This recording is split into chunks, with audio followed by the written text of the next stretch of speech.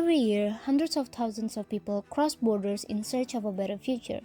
They leave behind their families and home to work as a domestic worker, caregivers, factory employees, and construction workers across Asia and the Middle East.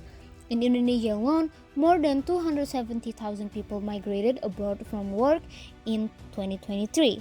61% of them are women and mostly employed in domestic work, care work, and plantation labor in countries such as Malaysia, Saudi Arabia, Hong Kong, and Taiwan.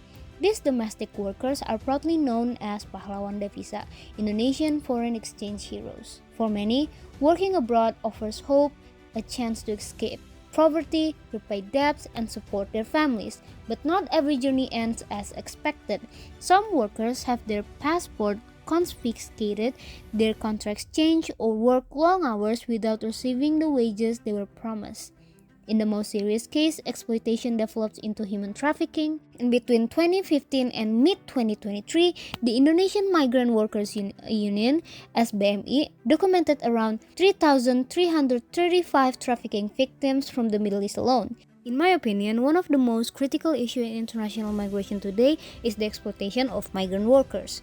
To examine this issue, this video uses Indonesian migrant workers as a case study, focusing on how labor migration can lead to exploitation and human traffic despite existing protection mechanisms.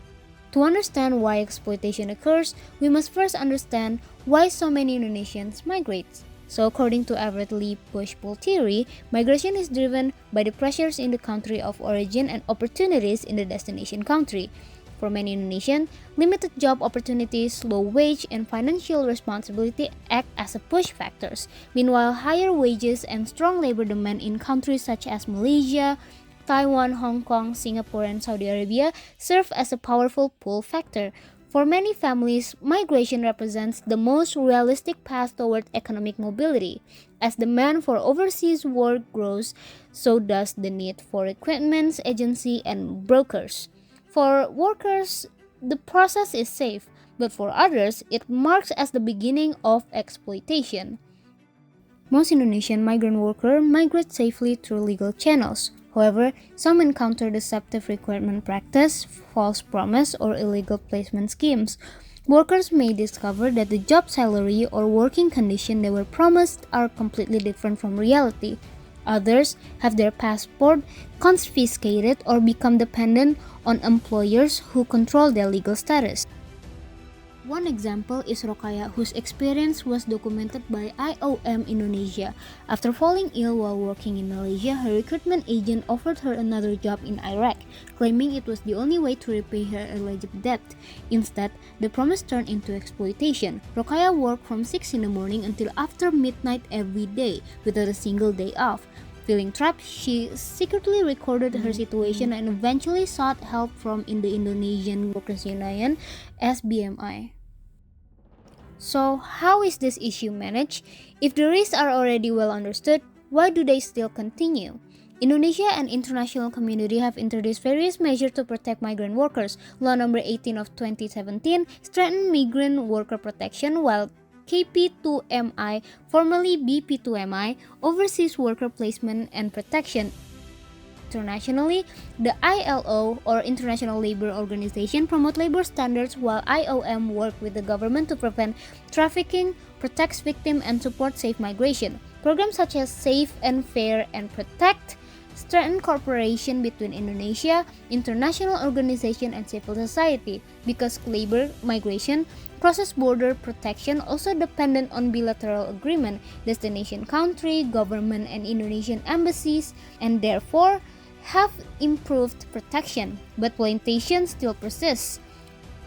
The greatest challenge is that migration involves many actors with different responsibility and priorities. Government, employers, recruitment agencies, and international organizations all play a role, yet they operate under different legal systems and national interests.